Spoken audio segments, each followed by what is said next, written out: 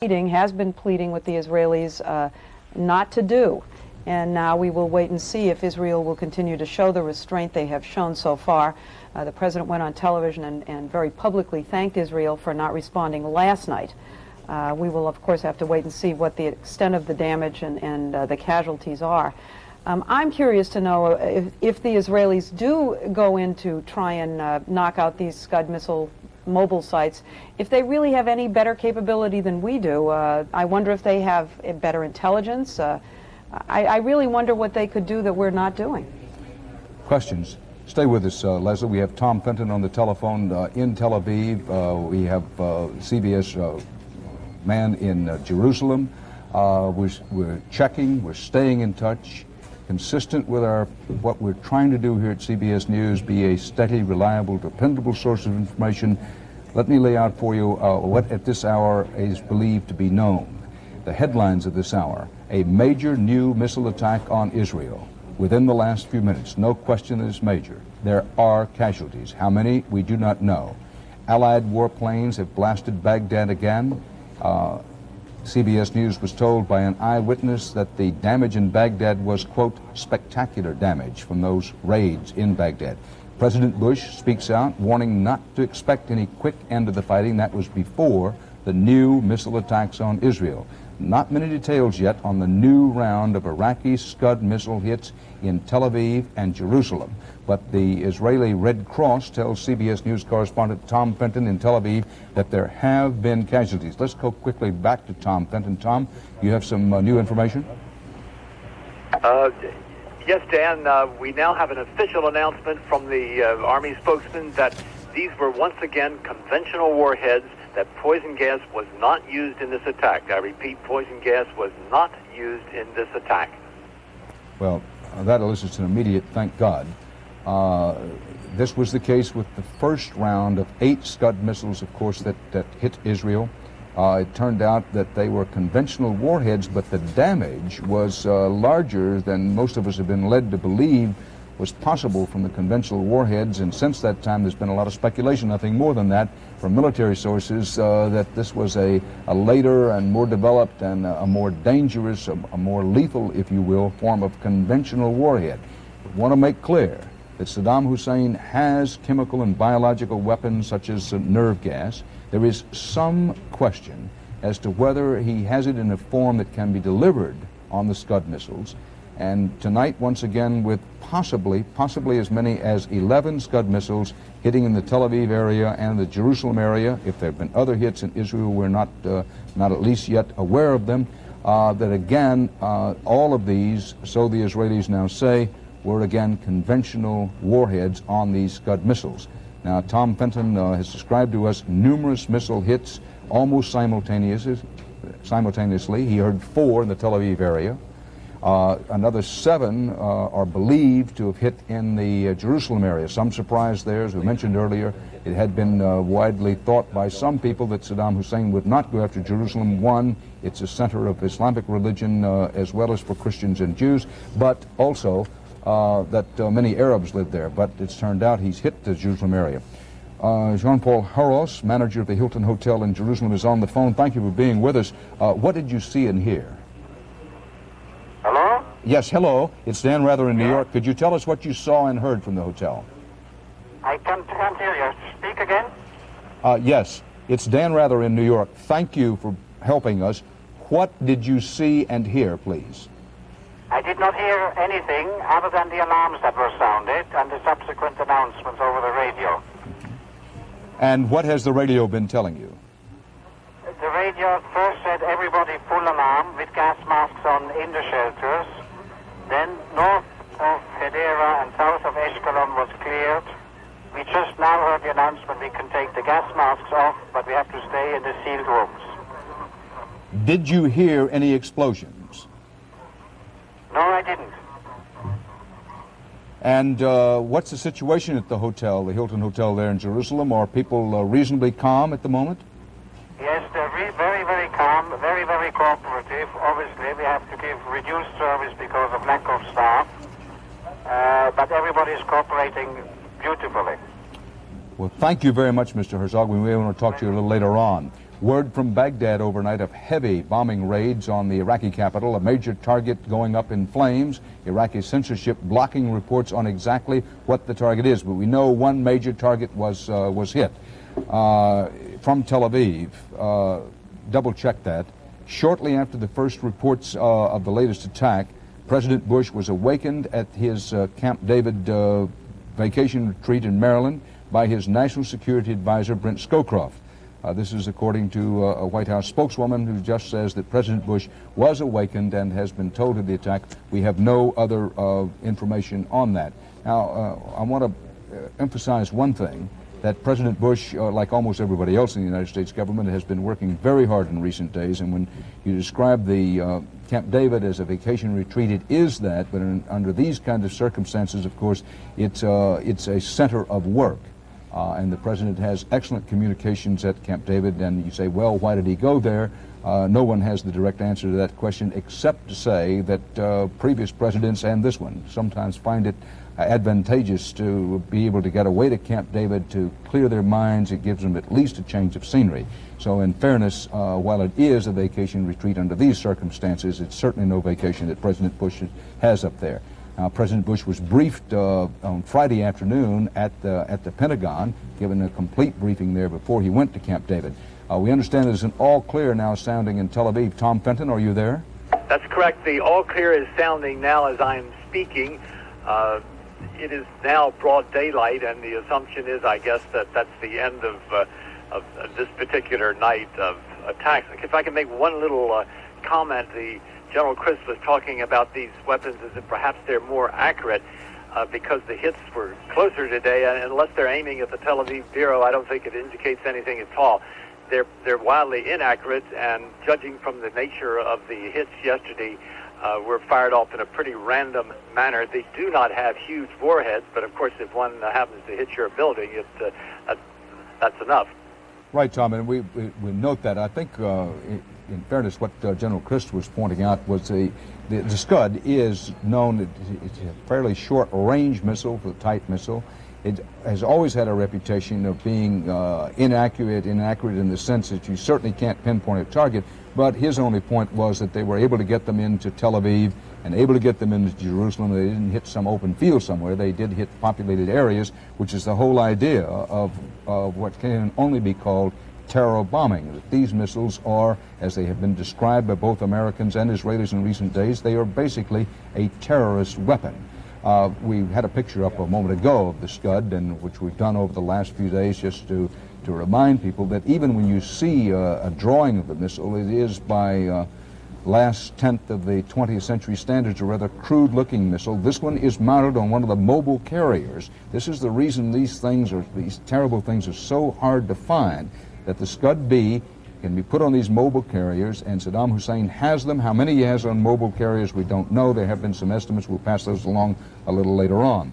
But in the past few minutes, as we reported, we obtained new pictures of Thursday's attacks in Baghdad. Now, things move so quickly. This is Saturday morning, but these were Thursday's attacks in Baghdad. Let's watch and listen. Amateur video. This is some of the damage.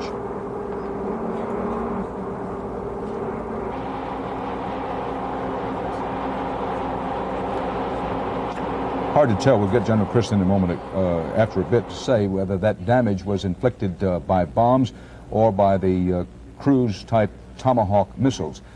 We get these pictures when we can and pass them along when we can. We showed those a little earlier in the evening. I emphasize that was taken in Baghdad just after Thursday's attacks in Baghdad, this being now Saturday morning in Baghdad as well as in Israel. And we're told on Friday night, those pictures were taken on Thursday, on Friday night we had an eyewitness and a journalist tell us that the damage in Baghdad was called, and I quote now, a spectacular damage as increased air raids had been ordered inside Iraq by President Bush. One reason the president ordered those attacks was to reassure the Israelis that he would deliver terrible punishment to Saddam Hussein for the attacks on Israel, but more importantly, And what we don't have any pictures of and can't have any are United States air attacks shifted more to the area where the mobile Scuds were clearly fired from, if you'll pardon that syntax, inside Iraq. And that's a very difficult area to reach. It's a long, long way for Allied aircraft to go, but President Bush made it clear that the U.S. forces would redouble their efforts to find those mobile Scuds. The President described it as like trying to find a needle in the haystack. Actually, I think that was General Schwarzkopf's description, General Schwarzkopf being the theater commander, but it is like trying to find needles in haystacks, as you could see from that drawing we had up. These Scuds mounted on the back of a mobile carrier. They hide them in what they believe to be their best moment. They fire them, and then, of course, they move the mobile carrier off very quickly in another direction. And by the time, sometimes, by the time you get airstrikes in, they are long gone. Let's go back to Mark Phillips at the Defense Department. Mark, any word there yet, any confirmation yet, any detail on these Scud missile strikes early this morning in Israel? Dan, in fact, it seems a little academic now, but the Pentagon has just confirmed. They confirmed that at 20 minutes after midnight Eastern Time, which is about 50 minutes ago, the Joint Chiefs of Staff were informed that there had been 3 missile launches. They won't say specifically Scud missile, but they detected 3 missile launches from western Iraq heading in the direction of Israel. They can't provide any more detail as to what sort of warhead that were on those missiles or what was the effect of those missiles once they got to Israel. They do, though, confirm that they detected 3 launches from western Iraq toward Israel. Also, to go a little further in what you were mentioning about what General Schwarzkopf said earlier today in the redoubling of efforts to ferret out and destroy these very elusive mobile launchers. There was, in fact, some success at that today, but General Schwarzkopf did say that the mobile launchers which were discovered and destroyed today were all pointing in the direction and in the area of Iraq pointing towards Saudi Arabia. So still, the launchers which are so critical to this campaign, the destruction of these launchers in western Iraq, remain elusive, and they confirm here tonight there were 3 launchings from that area of Iraq toward Israel. Dan? Stick with us, Mark. This is CBS News live and continuous coverage of the latest development in the Middle East war. The latest development being new Scud missile attacks on Israel. At least 4 and believed to be a total of 11 Scud missiles. That has not been confirmed. Information is, as it always is in these circumstances, a little slow coming in, and the early information tends to be unreliable. But fact, Israel has been hit again by Scud missile attacks from Iraq. Fact, the Israelis say that this latest Scud missile attack, as with the first, involved only conventional warheads, not chemical or biological warheads. Fact, Tom Fenton, our CBS News correspondent in Tel Aviv, has been told by the Red Cross that there are casualties. How many casualties and the nature of the casualties, unknown. If we can, let's get up General Chris. General, if you're in front of the map now, which I think you are, could you show us the general area from where these Scuds are coming? That will help people have some understanding about why, among other reasons, it's so difficult to find and wipe out those Scuds. Dan, they're in this area, which is about 30 miles or so behind the border from Iraq and Jordan. And it's about 400 miles or so down to Tel Aviv and the rest of Israel. Now, one of the problems is it's 1,000 miles from our carrier in the upper Red Sea all the way up to that site. It's also almost that distance from our air bases in Saudi Arabia to that site. So it's pretty hard, Dan, to keep aircraft on top of that area at all times and ready to strike, just to maintain them up there at those kind of ranges. Well, General, let's stay on the wide shot there for a moment, because this will help people understand, I bet. You see, all of Saudi Arabia have bases in Riyadh, Dhahran, which is just up behind your right ear at the moment, and one can make the assumption, can we not, that there are also air bases, airstrips at least, in western Saudi Arabia. But again, that's the difficulty, reaching that little corner of Iraq up near Jordan. These Scud missiles are very near that Jordanian border, aren't they? And your point is that even when you have the kind of aircraft that can spot the Scuds, possibly, for example, spot them being fueled up, by the time you get your air strike capability in there, it's a very complicated proposition. That's exactly right. There's a base here at Tobuk, which is not too far from that area. but that has not been one of the major strike bases for the United States. The problem is you've got to have reconnaissance aircraft up over the area to see what's going to happen, see them getting ready to launch, and then you have to have your strike aircraft either sitting in the air or launch them even as short a range as this, which is about 200 miles up here, and get them on target. Meanwhile, these things may well have fired and gone. Now, again, General, show us the route that the missiles take from Iraq to Israel. And let's keep the shot as wide as we can, if you may, so people can get themselves oriented on the map. They're firing straight over Jordan, right on into Israel, Dan. Well, question, and that's one reason I wanted you to describe that. General, the Jordanians have been loud and regular about saying they don't want the Israelis going over their airspace to attack the Iraqis in any way, and in fact warning the Israelis not to do that. But here we have at least twice, if I understand what you're saying and understand the situation, at least twice, absolutely no question that the Iraqi Scud missiles have gone over Jordan, in effect violated Jordanian airspace, if you will, to strike Israeli civilians. Dan, no question. Airspace has been violated. Whether it be by an airplane or a missile, it's flying through Jordanian airspace, and it's a lethal weapon. That point was touched on by the Israeli ambassador in one of our interviews during the day, so just wanted to underscore the point. Now, the Jordanians are going to say, for one thing, that they have been, they've been somewhat, I'm trying to be delicate and accurate here, somewhat in support of Saddam Hussein, although the King Hussein in Jordan has, in more recent weeks, tried to pull himself a little more toward the middle. Would that be a fair description? Well, I think so, Dan. The Parliament, I think, voted today supporting Saddam Hussein, but King Hussein himself has tried to stay right in the middle of this thing. But now he's got hardware flying through his airspace, going across him, and if one of those things should ever fall short, it's going to hit Jordan.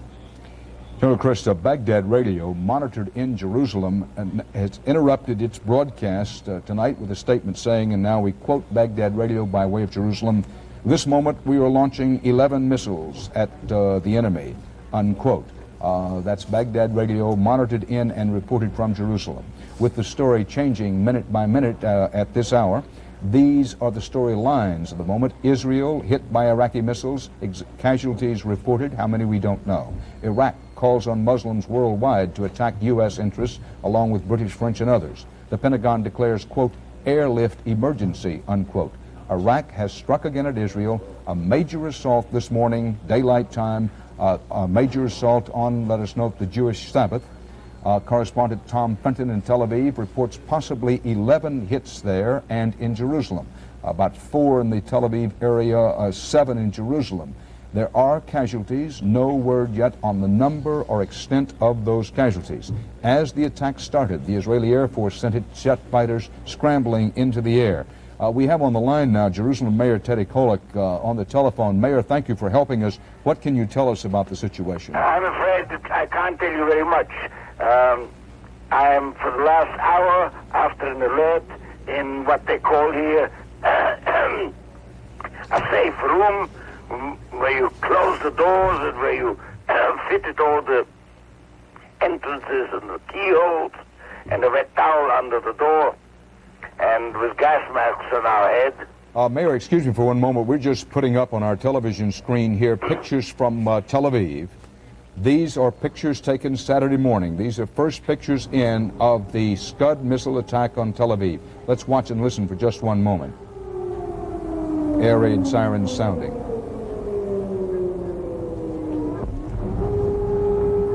In the distance, you see where one of the Scuds struck.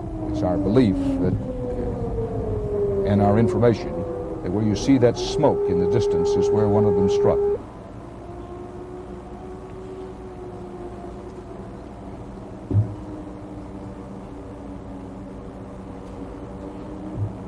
This videotape is just into us here. You can see a helicopter going to take a look at the site where one of the Scuds apparently struck. Tom Fenton reports that he heard 4 explosions in and around Tel Aviv. 7 are reported in and around Jerusalem. The Israelis say that all of the Scuds that hit both in Tel Aviv and Jerusalem, apparently had conventional warheads, not chemical, biological, or nerve gas warheads. Difference between this attack and the earlier Scud missile attack on Israel, for one thing, it happened in daylight. Mayor Teddy Kollek, I hope you're still there. We're looking at these pictures in Tel Aviv of the Scud missile strike there. You were saying that you couldn't tell us much about Jerusalem. Did you hear or see any of the strikes around Jerusalem? I was until the evening all around Jerusalem, and we had no hits then. About the present information, I can't verify that. I don't know. I've spent the last hour, it's now between 8 and 9 in the morning, 8:20 here, the last little over an hour in a room, closed according to instructions, with our gas masks on, and 5 minutes ago we were told we could take the gas off. Well, Mayor Kollek, are you surprised that Saddam Hussein would send missiles toward Jerusalem, keeping in mind that there are Islamic religious shrines there and so many Arabs sleep? I have no verification of that yet. I would have thought he wouldn't. But we had previous experiences in 1973 or so, when 1967, when they tried to bomb Jerusalem. So we don't know. Well, Mayor Teddy Kollek, thank you for helping us as much as you can. We'll try to be back in touch with you. Good luck. Now, this is Tel Aviv, Saturday morning. We unedited videotape. Israeli authorities with their gas masks on. As a precaution, Tom Fenton reported a few minutes ago that the all clear, for the moment at least, had sounded in Tel Aviv, and the indications were, in fact the information from the Israelis, early information was, that no chemical warheads were involved. But of course the Israelis cannot take a chance. Who can? When the word comes, Scuds are on the way, you have only a little bit of time. General Chris, how much time? These Scud missiles travel pretty quickly. The Israelis would have at most, what, 2 or 3 minutes warning time of an attack? I would suspect so, not much more than about 5 minutes by the time they rise up and they can be detected by the Israeli radar, Dan. Susan Spencer, you remembered, and I know you do, recall seeing among the most memorable pictures of the war thus far as we look at these fresh, unedited videotape pictures of the Israelis in the immediate aftermath of today's missile attack. If you recall the other evening, burned in my memory, that mother trying to put gas masks on her 2 children, at the same time put chemical weapons, protective gear over a baby in the cradle. Tom said earlier that he thought they only had 3 or 4 minutes warning. So you can imagine the panic and the concern that people would have with that little time. I think at best the time is, what, only 6 or 7 minutes. And there was the report, tragic report, that one Arab child had suffocated as its mother tried to put on the gas mask. That, as I understand it, was not actually during the Scud missile attack, but it was during one of the drills and one of the many alerts. These pictures, no matter how many times you see them, are eerie pictures of the Israelis with their gas masks on. Tom Fenton, if you're still there, we are looking here in New York at the unedited videotape. I don't know whether you see it there, but these eerie, bizarre scenes almost, and also heartbreaking scenes of people in gas masks trying to cope with another Scud missile attack. Dan, I can't see the pictures, but I can tell you that we've just heard from our cameraman in Jerusalem. He has been monitoring police radio and says, as far as he can ascertain, there were no hits in Jerusalem. That is, no hits in Jerusalem. My assumption then is that people there must have heard the reverberation of the hits here in Tel Aviv and perhaps some echoes and counted up to 7. But he says there were no hits in Jerusalem. Well, we'll be monitoring this as we go along, and we've tried to underscore from the very beginning that information is slow coming in. It's hard to confirm. The Israelis have said, they have confirmed that there definitely was a Scud missile attack this morning.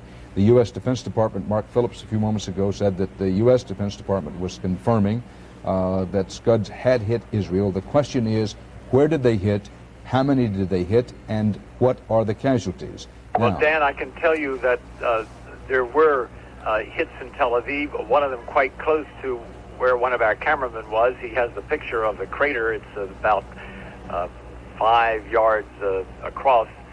I cannot give you exact locations of the hits in Tel Aviv for not only for censorship reasons, but for obvious reasons. We don't want to help them correct their aim. There have been some casualties from the report from the Red Cross, and that's the sum of what we know at the moment. These photographs, videotape, taken by our crews in Tel Aviv of the Israelis in their gas masks. No, Dan, what you're seeing there is WTN. We have our own video. Unfortunately, we do not have access to a satellite at this point, and therefore we can't show them to you. Appreciate you correcting us there. In Washington, Jeffrey Kemp, Middle East expert at Brookings Institution. Thank you for being with us, Mr. Kemp. Again, the likelihood of Israeli retaliation, they don't use the word retaliation, the likelihood of Israel now striking at Iraq. Well, I think it's very, very high if, in fact, the damage is extensive and there have been a lot of fatalities. Remember, we don't know exactly yet what the damage count is and how many Israelis have been wounded or killed, and I think that will be one of the most important considerations. But I think that we've psychologically crossed a threshold now, and I think it's going to be extremely difficult for the Israeli government not to retaliate in some way or form very, very quickly. Very, very quickly. I didn't find anybody, even before this attack. After the first attack on Israel, I couldn't find anybody who believed that the Israelis would not strike at Iraq, but there were many who said, well, it may take a while, but you think now, given this second attack, that it won't be long? I think they almost have to do something just for domestic reasons. I think they understand absolutely clearly just what Saddam Hussein is trying to do, but that they have their own domestic constituency. They've always gone out of their way to protect the population and to take preemptive action. We know that in this case they didn't take preemptive action. They sat out the first volley of missiles. To sit out the second, even if no chemicals were involved, would be unprecedented in Israeli history. And the effect on the coalition that President Bush has worked so long and hard to hold together? Well, again, we don't know all the facts, but it would seem to me that if indeed Saddam has aimed missiles at Jerusalem, and which is actually a Muslim city as much as a Jewish city, a Christian city as well, it suggests the indiscriminate, desperate nature of his attacks. That, I think, would hold the coalition together if Israeli retaliated, but it depends again on the level and nature of the retaliation. They have options of using their own missile force or their own air force. They have hundreds, literally hundreds of targets to choose from in Iraq. It's unlikely that they will just limit their attacks to missile sites, because as we know now, they're very difficult to find. So they may go after something else. They may go after infrastructure. They might even go after Baghdad. That, whether they do one or more all of these things will determine, it seems to me, how the coalition will behave. I want to underscore that we do not know for a fact that any of the Scud missiles hit Jerusalem. The early reports said that there were hits in Tel Aviv and Jerusalem. Now some question has arisen about whether any, in fact, hit in or around Jerusalem. Mayor Teddy Kollek told us that he had no conclusive information that Jerusalem had been hit. Then came the report a few moments ago that the police in Jerusalem were saying that Jerusalem had not been hit. So we have to put a question mark after that. Tom Fender says absolutely no doubt that there have been Scud missile hits in and around Tel Aviv. He heard 4 explosions. Baghdad radio, quoted by sources monitoring in Jerusalem, was said to have broadcast that 11 missiles were on the way, but we simply don't know how many missiles, how many Scud missiles have hit Israel in this new attack. Let's go back to Bob Simon in Saudi Arabia. Bob? Dan, we've just received a report that American troops in the border region have been put in a state of high alert, of red alert, in fact, that they're now donning their gas masks. They've been walking around with full gas outfits for the last hour or so. This report comes from CBS newsmen at the border. This is the border region in Saudi Arabia, right south of the border with Kuwait. Yesterday, these troops were receiving large numbers of artillery rounds from Iraqi gunners in Kuwait. They were all conventional. and there were no American casualties, but the rounds kept pouring in. The Marines were calling in airstrikes, but they didn't succeed in silencing the guns entirely. Now apparently they're also afraid of a gas attack. This report comes from CBS newsmen at the border. There are not large concentrations of American troops there. They're generally small units on special missions. The large concentrations of troops are approximately, well, many kilometers to the south. We have no word as to what's going on there. At this huge air base in eastern Saudi Arabia, nothing has happened. It's quite quiet. There's no state of alert here. Dan? Well, Bob, as you're very well aware, anyone with a family member anywhere in Saudi Arabia and with friends, immediately their ears perk up when you talk about anybody going on an alert. I think we should emphasize that there are no indications anywhere that any Scuds have been fired at recently at Saudi Arabia. About 24 hours ago, at least one was knocked out of the sky at that Patriot missile around the Dhahran base. But what you're talking about now, Bob, is an alert. You said they went on, did you describe it as red alert, high alert? That's right, Dan. And one possible interpretation of this is the fact that since they have been receiving a steady stream of artillery rounds for the last 48 hours, they just might be considering the possibility that those rounds could carry some gas. There's no indication that they are. There's no indication that there have been any American casualties at all, just a very high state of readiness. Get back to you soon, Bob. These headlines in the escalating Persian Gulf War: a new barrage of Iraqi Scud missiles hits Israel at dawn Saturday morning Israeli time. There are casualties. Another night of Allied bombers over Baghdad. With the break of dawn Saturday morning in Israel came another wave of Iraqi Scud missiles fired apparently from mobile launchers. Our Tom Fenton reports 4 hits probable in Tel Aviv, which was blasted in last night's first attack. This was the scene in Tel Aviv early this morning. You could see the smoke from what we believe was one of the Scud missile hits in the distance. The Israeli army says that, again, only conventional, not chemical or biological warheads were used on the Iraqi Scuds. The all clear has now sounded in Tel Aviv, but the Red Cross says that there were casualties in Tel Aviv. There had been reports that missiles also hit Jerusalem. Those reports were never confirmed. The reports may very well have been wrong. Tom Fenton speculated, which is about all he could do, that possibly the people in Jerusalem, what they heard was the noise of the attacks on Tel Aviv.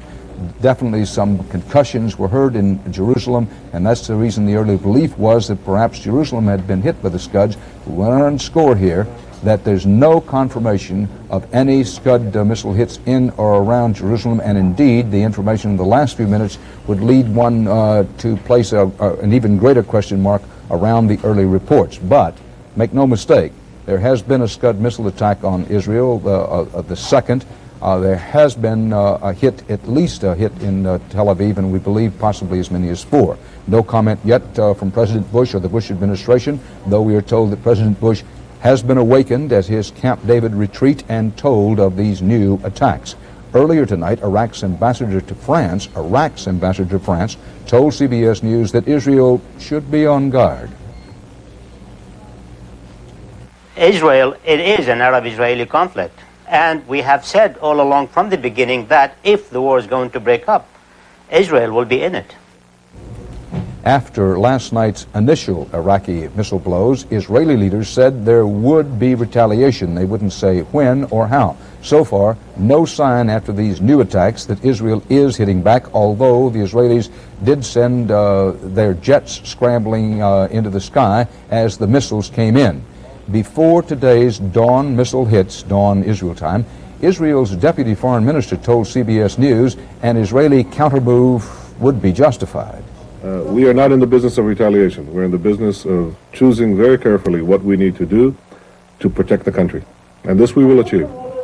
President Bush has asked Israel to show restraint, continued restraint, in hopes of keeping a lid on the Gulf War. That was before this most recent, just within the last hour and a half, set of attacks. I underscore that since this new attack, we've heard nothing from President Bush other than that he had been awakened at Camp David and told about it. Iraq also took some heavy pounding today. They took a lot of hits. Reports from Baghdad tell of major damage. but Iraqi sensors are not allowing us to get any details of the damage, much less any pictures.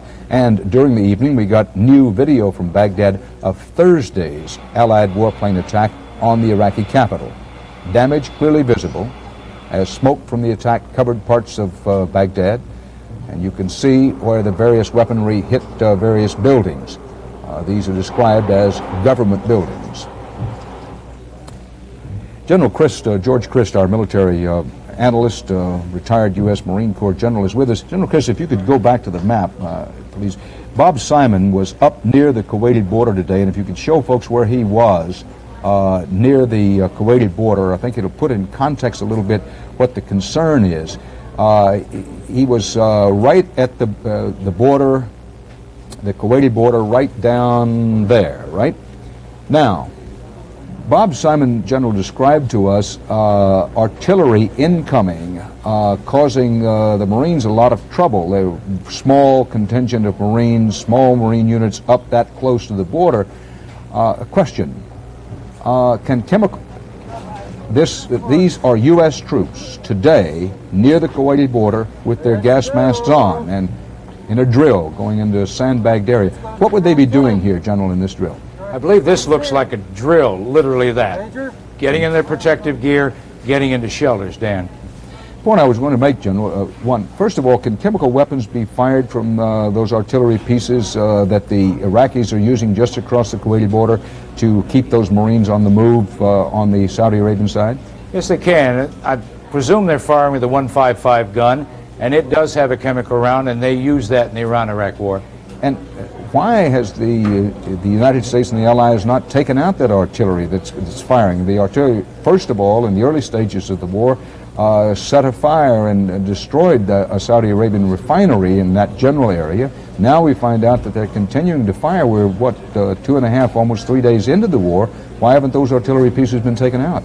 Well, Tom Fenton in his report suggested they were really trying to do that. Counter-battery fire from the Marines, Marine attack aircraft going in on them, and naval gunfire.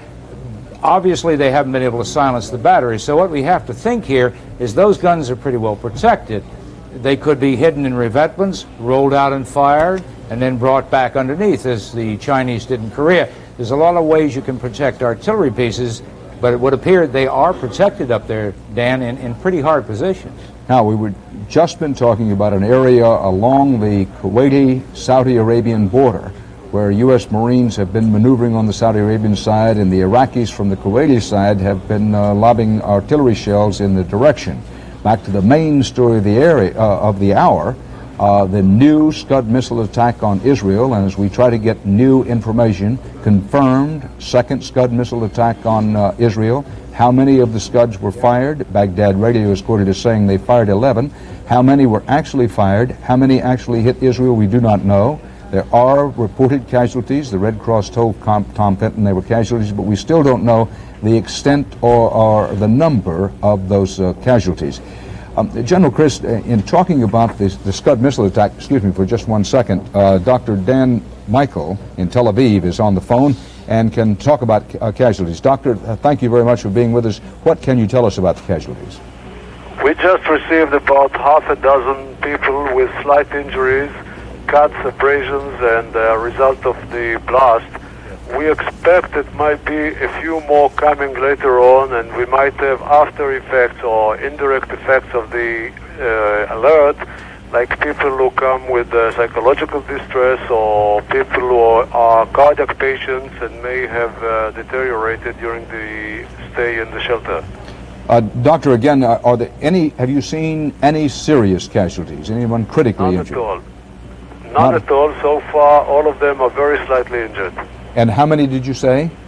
Half a dozen so far. About a half a dozen so far. Did they tell you where the Scud missile hit? Well, in the general area of Tel Aviv. In the general area of Tel Aviv. Did you hear or see the missile hit yourself? We heard the missile in Tel Aviv. Yes, we heard a few of them. And doctor, when you worked on these patients, did you have your gas mask on, or had the all clear sounded by the time they got to the hospital?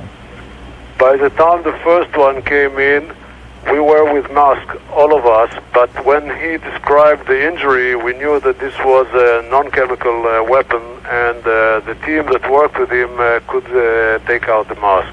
Well, that was the rest waited for the all-clear sign.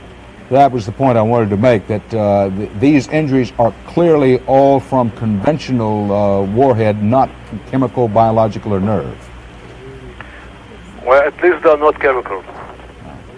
Doctor, thank you very much. CBS News correspondent Bill McLaughlin is just back from the scene of at least one of the Scud missile hits this morning in Israel and is on the telephone. Bill, tell us what you saw. Bill McLaughlin, are you there? Area of municipal buildings, near a gymnasium, basketball court, that sort of thing, you know. And the people were frightened, but after about a half an hour or so, the morale came back, and the mayor of Tel Aviv, Shalom Lahat, visited, talked to the people, calmed them down. There was very good civil defense discipline. The Israeli Civil Defense Corps was there on the scene, roping the area off, making sure there were no wounded, that sort of thing. So the way the Israelis handled this sort of attack, surprise attack, is still rather superior. Bill, we did not hear the very first part of your report. We had some technical difficulty. Could you go over again exactly where you went, where the neighborhood was? Right, Dan, for obvious reasons of security, we can't give you precise locations. It was a working-class neighborhood, very much like yesterday's attack. The things that were hit were of no special importance. There was a municipal area, there was a gymnasium, that sort of thing. There was no, I repeat, no major damage to any houses. 3 wounded. The mayor of Tel Aviv told me 3 wounded. So we think lightly. The the Scud missile attack that I saw did not hit any inhabited building. The area was completely uninhabited. It was, as I say, a municipal area. It was excellent, I repeat, really excellent, first-rate civil defense operation by the Israeli forces in the area, and the people were behaved, well-disciplined. Of course, you know, the usual scenes of terrified women, children screaming, that sort of thing, but that's to be expected.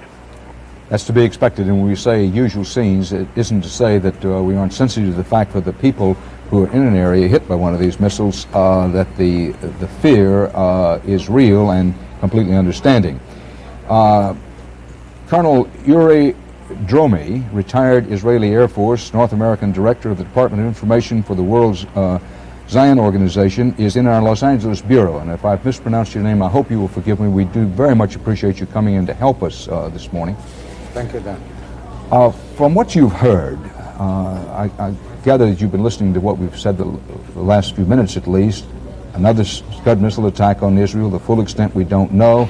In the early reports, the indications are that only a few people have been wounded, but it's still early. Your reaction to this, and from your perspective, what are the important things to keep in mind as we consider this story? Well, thank God the damage is only minor, so it seems. I mean, we have to wait till the final report arrives. But there is some broader issue here, and that's the confidence of the people of Israel that their security is not being breached. And if I thought that after last night, I mean the first attack, we could hold back and see what happens, now it seems like this is a pattern, and if this is a pattern, I think we should take some measures to see that it stopped. We all recognize that you don't set policy. If Israel wanted to strike at Iraq, what would be among the leading options it would have? I wouldn't like to speculate then, because it's too easy to do it for so many miles away, and everybody can speculate. But I would say that first of all, I would imagine that the first targets will be the same missile launches. I mean, we have to put an end to this.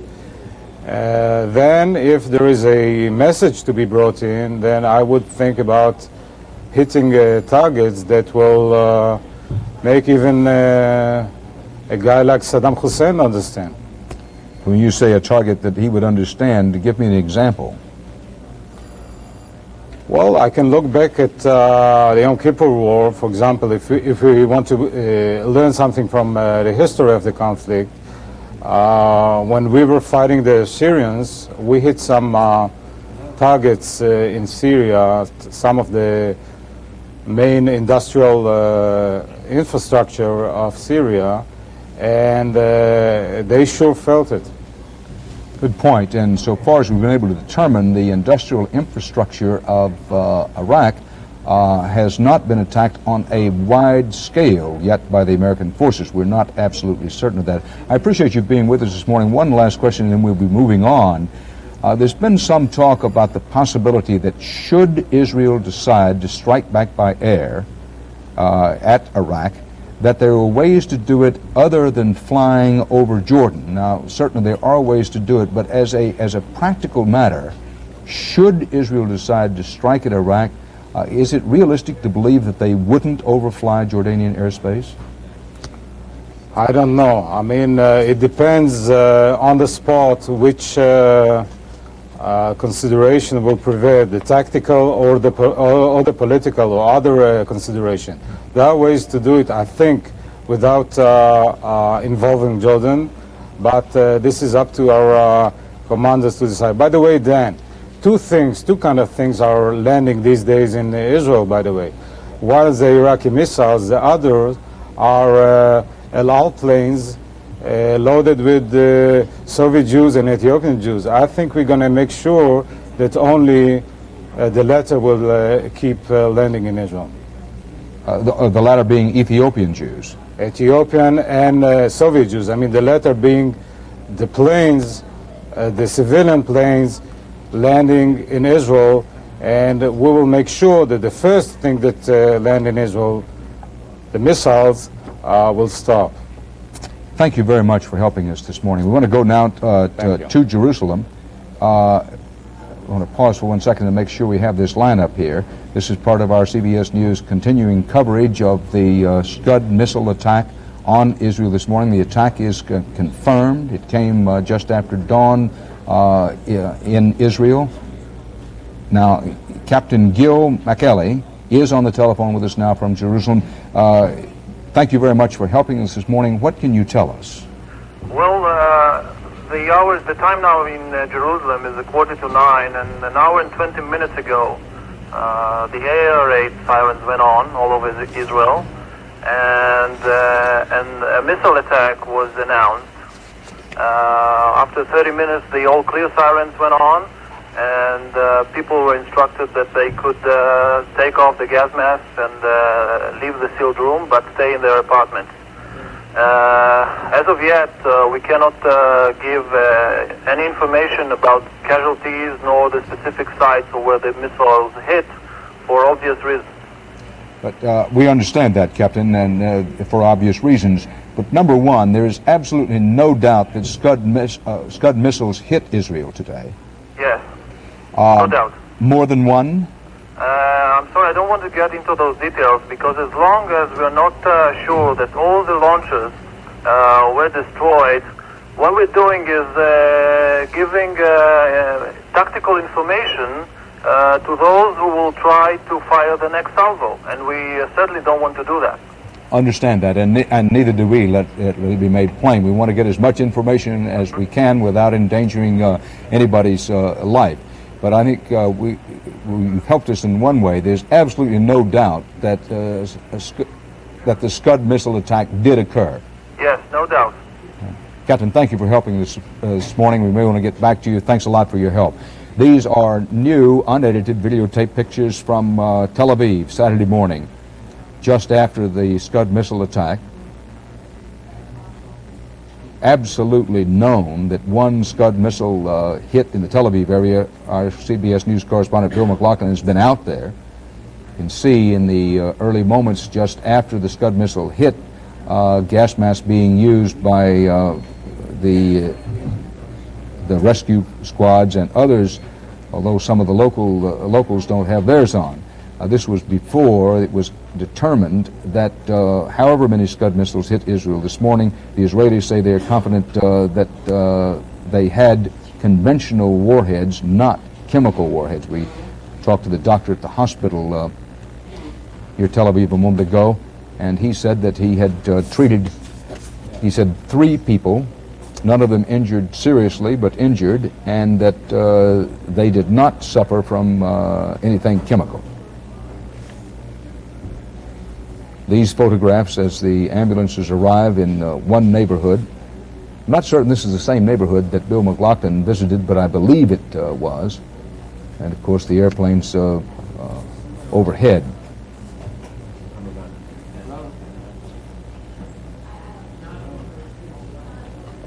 Susan Spencer, who's in the studio with us and watching this videotape, there's a gentleman in the back who's put his gas mask on top of his head so he can light his cigarette. Life goes on. Life goes on. What I'm struck by in these pictures is the fact that people are already out in the street. That they apparently, you get to a point of being so accustomed to it that once you hear the all clear, you feel confident enough to go outside. I think most of us would be just terrified to do that.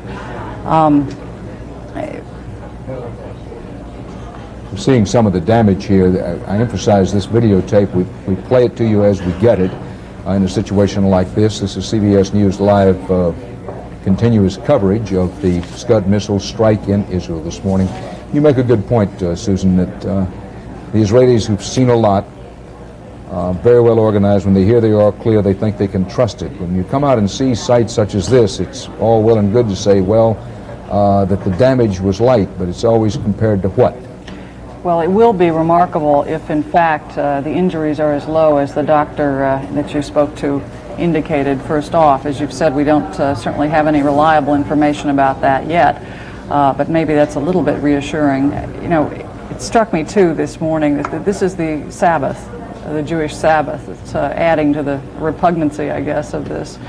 It may, on the other hand, turn out that more people were in their houses, more people could have heard been in a safe place early on. But I have a feeling that may not have been an accident. Tom Fenton is on the telephone again. Tom? Dan, we now have reports from one of our people who talked to the police that there are 2 known hits in Tel Aviv. Now, it may be that there weren't 4. We heard boom, boom, and then boom, boom, but the first boom in each pair might have been the sonic boom that the missile could make as it's coming in. So we're scaling this thing down a bit. We have 2 definitely confirmed hits. Also, I'd like to make a point about what you can show and what you can tell when you're sitting on a target and a guy is firing at you. You don't tell him to correct his aim a little bit to the right or a little bit to the left. Excuse Clearly, me, Tom, you have one to be second. very We're careful just seeing, about Tom, I'm sorry to interrupt the you, information but you put out or the pictures you show. Tom, I'm very sorry to interrupt you, but we're just seeing the first pictures of the crater.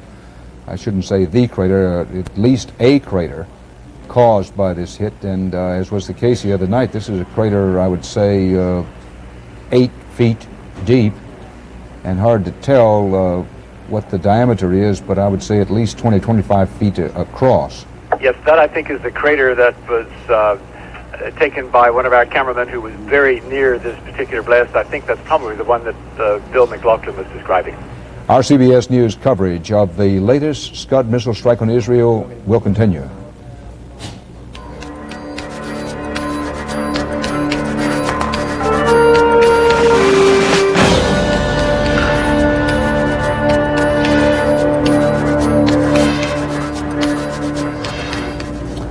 At least one, believed more, Iraqi Scud missiles have hit the Tel Aviv area in Israel this morning.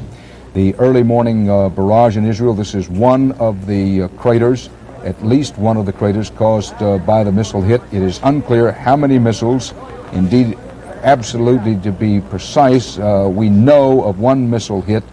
There are believed to be others.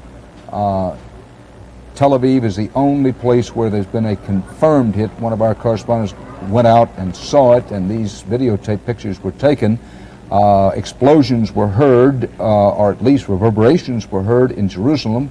It is unclear whether Jerusalem was hit by any Scud missiles, but according to the best available evidence and testimony, including the mayor of Jerusalem, whom we interviewed a short while ago, it's entirely possible, if not probable, that Jerusalem was not hit by any missiles. An Israeli police captain, I should correct myself, an army captain, wouldn't talk about where the missiles had hit, but he was speaking from Jerusalem. Sounds of Israeli jets were heard overhead, apparently Israeli warplanes scrambling. That would be normal. Initial police reports said that there were at least 5 hits. Those were the initial police reports. No immediate word came on where the missiles hit, if anywhere, outside of Tel Aviv. But the Israelis very quickly came to believe, and the official word came, that the missiles carried no, I repeat, no chemical warheads. These missiles, like the first Scud missiles that hit Israel, carried only conventional warheads. In Washington, a Defense Department official speaking on condition of anonymity said that 3 missiles were launched from western Iraq toward Israel. I should say at least 3. This U.S. official had no information on where or if the missiles had landed. Baghdad radio, monitored in Jerusalem, interrupted its broadcast with a statement saying, this is the Iraqi speaking, "This moment we are launching 11 missiles at the enemy," unquote. The missiles hit immediately after an air raid alarm at 7:20 a.m. Israeli time on the Jewish Sabbath, and 1 day after Iraqi Scud missiles landed in both Tel Aviv and Haifa. Immediately after the explosions this morning, the Israelis sounded some more alerts, but the all clear at last report was in effect in Tel Aviv and Jerusalem. I want to underscore that if any of the missiles hit in or around Jerusalem, as it first appeared that they had, that has not been confirmed, and we are not reporting that missiles have hit Jerusalem. What we're reporting, what we know, is at least 1 Scud missile did hit in the Tel Aviv area, and that's the area where you're seeing this videotape that we have at the moment. Let's turn for a moment back to General George Christ. General, as we watch this videotape here, let's talk about the potential for damage of this missile and where this whole story may be going. And our additional military analyst, Stan Weeks, I see, is over in the area with you. Perhaps the two of you could talk a little bit about, people are eager to know, what does this mean for the war? We have various components of the war. You have the air war, you have the potential for a ground war, the war at sea, the terrorism war, and still the psychological war, the war to hold together on the U.S. side that potentially fragile coalition of allies, and on the Iraqi side, the effort to break it apart. Well, Dan, just looking at the photographs, just an initial impression of this, it looks like the warhead appears to be about the same size as we saw yesterday. It would be interesting to know how far apart these hits are, since there seem to be more than one. General, excuse me one moment. This is the way it goes with live television. I know you know. Tom Bennett has late word from Tel Aviv on the number of hits. Tom? Dan, we now have the pictures in the house and our own eyewitness reports from our cameraman of 3 separate hits. That's 3 separate Scud missile hits in various locations in Tel Aviv. Now, there may have been more, because I thought I heard 4. No, correction. We now have 4, definitely. So I heard correctly when they hit. Remember, we heard boom, boom, and then another boom, boom. Well, we now have the pictures and the confirmation that there were 4 hits on Tel Aviv. Well, Tom, that certainly advances the story. We now have CBS News eyewitnesses who have been to the areas and have seen 4 areas that were hit by Scud missiles.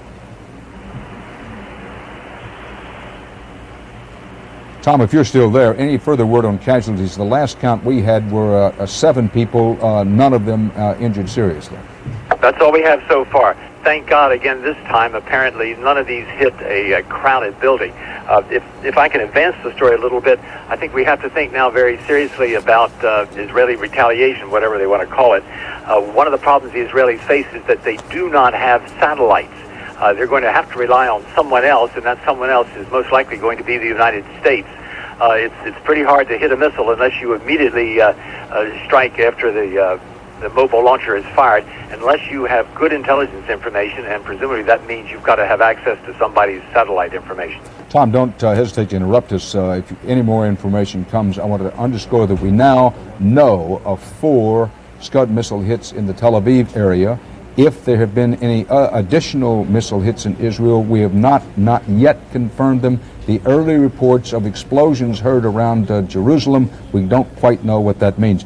General Christ, why isn't the damage more serious?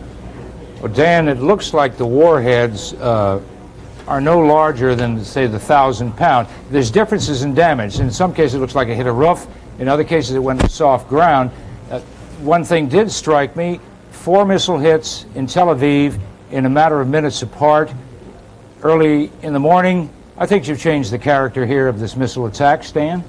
I tend to agree, General. I think also it's worth noting the effect that this might have on the Israeli population. The Iraqis' experience with the last year or two of the war with Iran was that it had a very demoralizing effect. Stan, we'll pick up with that in just a moment. Right now, I need to say our CBS News coverage of the new missile attack on Israel continues.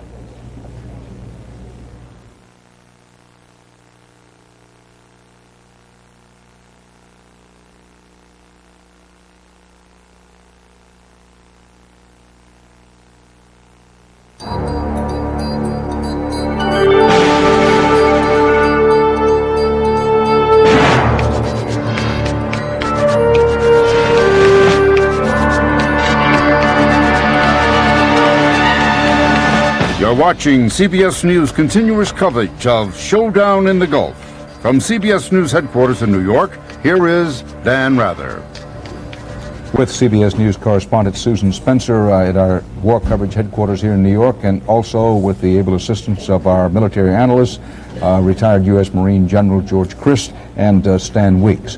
These headlines on day 3 of the expanding and deepening Persian Gulf War: at least 4 more Iraqi Scuds slam into Tel Aviv, Israel. There are casualties. No comment from President Bush, who has been awakened at Camp David and told of the attack. The U.S. vows an all-out effort to take out the Iraqi mobile launchers responsible for these Scud attacks. U.S. troops up very near the Kuwaiti border go on high alert. Baghdad undergoes another night of heavy bombing. As Israelis wakened on their